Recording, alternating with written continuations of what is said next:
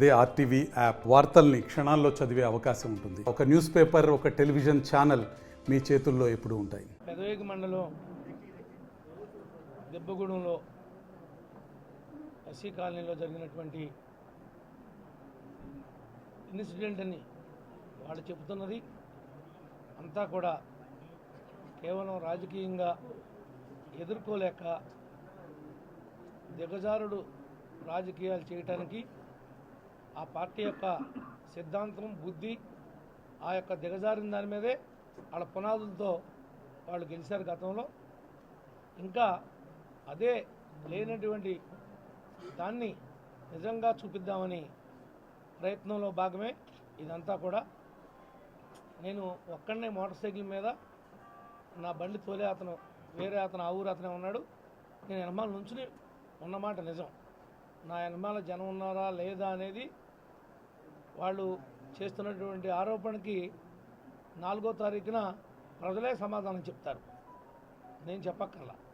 ఇంకొకటి, మీ దగ్గర చేతనైతే న్యాయబద్ధంగా ఇలాంటి ఆరోపణలు చేయకోకుండా గెలవడానికి ప్రయత్నం చేయండి. దిగజారి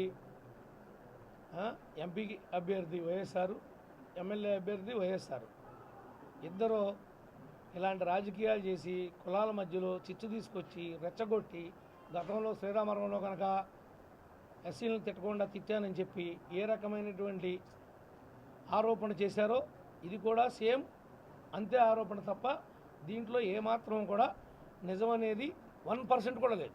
1% కూడా.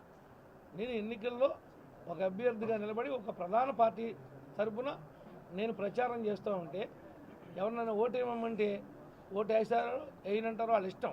వాళ్ళ ఇష్టమైతే వేస్తారు, కష్టమైతే మానేస్తారు. ఎవరైనా దాడి చేస్తారా?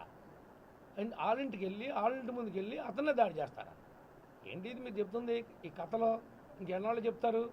ఈ కథలో 4వ తారీఖు దాకా చెప్పండి, అంతే తప్ప మీరు ఎవరు కూడా మమ్మల్ని అడ్డుకోలేరు, ఆపలేరు. మా విజయాన్ని ఈ రాష్ట్రంలో Telugu Desam party, Janasena party, BJP party కలిసి ప్రభుత్వాన్ని ఏర్పాటు చేయబోతున్నాయి. ఆ ఉక్రోశనాన్ని తట్టుకోలేకే మీరు మీ ఎంపీ అభ్యర్థి కలిసి ఈ హాస్పిటల్ రాజకీయం వాడికి ఏమి గోరు కావట్లేదు, కనీసం దెబ్బలేదు, తోసుకోలేదు. ఇలాంటి ఇన్సిడెంట్ కూడా లేనటువంటి దాన్ని ఒక అబ్బోల కల్పన సృష్టించి మమ్మల్ని ఏదో చేయాలని చూడటం మీకంటే దిగజారిన రాజకీయం ఇంకెవడూ చేయడని కూడా ఈ సందర్భంగా తెలియజేస్తున్నాం. మీకు కాదు, ఎవరికి కూడా క్షమాపణ చెప్పాల్సినటువంటి అవసరం ఉత్పన్నమే కాదు. అవసరమైతే ఆ ఊరిలో, ఆ పేటలో, ఆ కులంలో ఆ పెద్దలందరినీ కూర్చోబెట్టి చెప్పిస్తా ఏమీ జరగలేదు అక్కడని. ఆ కులంలో, ఆ పేటలో, ఆ ఊరిలో ఆలోచనతో చెప్పిస్తా. నా బలం ఏంటో నీ బలం ఏంటో ఆ కూరు చూసుకుందాం. ఇంకా మీరు వద్దు అసలు. ఓటు అడుగుతుంటే ఓటు అడుగుతుంటే మేము కొట్టేస్తామా? ఎంతకంటే ఏమి నమ్మబలం అయితే ఒకటి, మీ మీడియా వాళ్ళందరూ నన్ను ఆ రకంగా సృష్టిత్వం వల్ల కొంత ఇటువంటి అడ్వాంటేజ్ తీసుకున్నారు వాళ్ళు కూడా. మీరు కూడా కొన్నాళ్ళు నన్ను అదే పని చేశారు కాబట్టి ఉంది లేనట్టు లేనిది ఉన్నట్టు దానివల్ల కూడా వాళ్ళు అడ్వాంటేజ్ తీసుకుని ఈ రకంగా చెప్పి నమ్మబలగటాన్ని చూస్తున్నారు. అందరూ గమనిస్తున్నారు. డెఫినెట్గా తెలుగుదేశం పార్టీ గెలవబోతుంది, దానిలో ఏ రకమైనటువంటి సందేహం లేదు. దాన్ని కులస్థలం తట్టుకోలేకే హాస్పిటల్ చుట్టూతా ఎవడు దొరుకుతాడు ఆడడం పెట్టుకుందామని ఈ యొక్క వేషాలు, అంతకుమించి ఇంకోటి కానే కాదు. బీఫామ్ రాబోతాకి బైఫామ్ వస్తాకి సైలెంట్ ఏంటి? అసలు బీఫామ్కి దీనికి సంబంధం ఉందా? అంటే బీఫామ్ 15 రోజులు ఇష్యూ, అంతకుముందు ఇష్యూలు, అంతకుముందు ఇష్యూలు, బీఫామ్కి దీనికి సంబంధం ఉందా అని మీరు చెప్పండి. పోనీ నాకు బీఫామ్ వచ్చింది, చంద్రబాబు గారు ఇచ్చాడు, ఓకే, నా బీఫామ్కి దీనికి సంబంధం గొడవకి ఏంటని అడుగుతున్నా. ఎవడన్నా ఓట్లు అడుగుతారు కానీ రౌడీజం చేస్తారా? రౌడీజం చేస్తే ఓట్లు వేస్తారా? రౌడీజానికి ఓట్లు పడే పరిస్థితా? నువ్వు చెప్తాడు, రౌడీజానికి ఓట్లు పడే పరిస్థితా?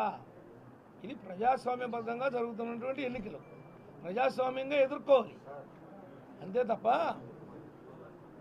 మీరేదో ఊరికి ఆరోపణలు చేస్తే నా బీఫామ్కి దీనికి సంబంధమే లేదే.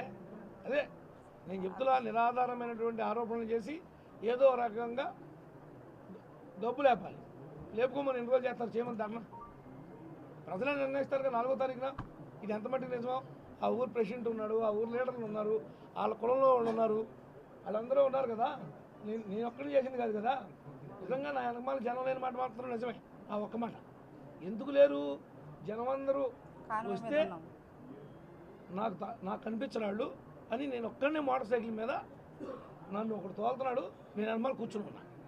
నిలబడి ఉన్నా, కూర్చుని కూడా కాదు, నిలబడి ఓట్లు అడిగి ప్రచారం చేస్తాను. దగ్గరగా ఉన్నవాడు షేక్ హ్యాండ్ ఇస్తున్నాను, లేదంటే అవకాశం ఉంటే 2 చేతులు పెట్టి దండం పెడతాను. అది జరిగింది అక్కడ. ఆ ఒక్కటి మాత్రం నిజం. నా వెనకాల జనం ఆ సమయంలో లేరనే మాట మాత్రం వాస్తవమే.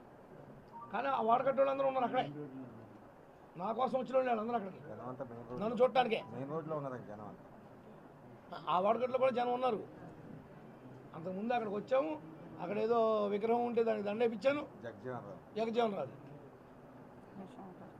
ఇంకో విగ్రహం ఏదో ఉంది, డప్పు కొట్టేది, ఆ లోగో ఉంది, లోగో కూడా దండేపించా.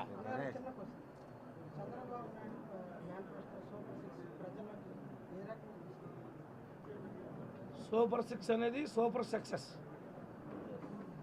మేం కాదు, ప్రజలే చెప్తున్నారు మాకు 1500 వస్తాయి అని. ఆడపిల్లలు మా పిల్లలకి 15,000 ఇస్తారు. ఎంతమంది పిల్లలు ఉంటే అంతమంది. ఈరోజు అయితే ఒక ఫ్యామిలీలో 4 పిల్లలు ఉన్నారు. 4 పిల్లలతో ఫోటో దిగా మాకు 60,000 వస్తాయండి, మాతో ఒక ఫోటో దిగండి అన్నారు. మాకు 4 పిల్లలు 4 15 60,000 వస్తాయి, మాతో ఒక ఫోటో దిగాలని సార్ అని నాతో ఫోటో దింపుకున్నాను. ఆ ఫోటో కూడా మీకు పెడతా కావాలంటే. ఒక ఫ్యామిలీకి 4 పిల్లలు ఉన్నారు. చాలా సూపర్ సక్సెస్. సూపర్ 6 అనేది దాంట్లో ఏ రకమైనటువంటి సందేహం లేదు. తప్పనిసరిగా జనసేన, అదేవిధంగా శేషు జనసేనే, బీజేపీ మేమందరం కూడా కలిసి ప్రయాణం చేస్తున్నాం. తప్పనిసరిగా విజయం సాధిస్తాం. ఎక్కడికి వెళ్ళినా ప్రజలు బ్రహ్మరథం పడుతున్నారు. బ్రహ్మరథం అంటే ఒక మాదిరిగా కాదు, వాళ్ళు డబ్బులు ఎంత ఖర్చు పెడుతున్నారో అర్థం కావట్లా. ఎన్ని మోటార్ సైకిల్ వేసుకొస్తున్నారో, ఎన్ని పూలు, ఏ రకంగా ఆరతి ఇచ్చి స్వాగతం పలుకుతున్నారు చూస్తున్నారుగా. మమ్మల్ని చూస్తే మీకు అర్థమవుతూ ఉంటుంది మా పరిస్థితి ఏ విధంగా ఉందో. ఇవన్నీ చిల్లర రాజకీయాలు. చిల్లరోళ్ళలాగానే పోతారు. ఫైనల్గా నేను చెప్పేది ఏంటంటే చిల్లరోళ్ళలాగానే పోతారు. చిల్లర రాజకీయాలు నడవు. రౌడీజం అంటున్నారు. రౌడీజం ఎంతమందిని చంపాను అయ్యా? ఒకటి కాలు ఇరిగిందని చూపించండి నా పేరు మీద, ఒకటి చెయ్యి ఇరిగిందని చెప్పండి, ఒకడికి ఈ రక్తం కారింది, ఈ యొక్క 100 ml నీ వల్ల బ్లడ్ లాస్ అయిందని చూపించండి. చేతగాని వాగుడు, చేతగాని మాటలు తప్ప ఉంటే ప్రూవ్ చేయాలి. ఎవడైనా 93 కేసులు ఉన్నాయి 93 కేసులు. కళ్ళు నుండి కళ్ళు లేని నా కొడుకులు పెడితే నేనేం చేస్తా దానికి? నేనేమైనా పెట్టమన్నానా? ఉత్తిపుణ్యాన్ని పెట్టిన కేసులు ఎన్ని? జగన్ రాసుకోవాలి ఎన్ని ఆ అకౌంట్లో. ఆయన మీద కేసులు ఉన్నాయి, ఆయన జైలుకి వెళ్ళాడు కదని మమ్మల్ని కూడా పంపాడు. ఏం తప్పు చేసేవాళ్ళం అసలు? మేము వెళ్ళాం జైలుకి. జగన్ అంటే 1,00,000 కోట్లు దోపిడీ చేసి జైలుకి వెళ్ళాడు. మేమేం దోపిడీ చేసి జైలుకి వెళ్ళాల్సి వచ్చింది? ప్రజాక్షేత్రంలో ప్రజల పక్షాన, ఒక పార్టీ పక్షాన కొట్లాడుతున్నాం కాబట్టి మా మీద కేసులు తప్ప, లేదా మా కేసులు ఎందుకు ఉంటాయని అడుగుతున్నాం. Thank you. మరిన్ని వీడియోస్ కోసం ఛానల్ ని సబ్స్క్రైబ్ చేయండి. లేటెస్ట్ అప్డేట్స్ కోసం వాట్సాప్ ఛానల్ ని ఫాలో చేయండి. అండ్ లింక్ డిస్క్రిప్షన్ లో ఉంది.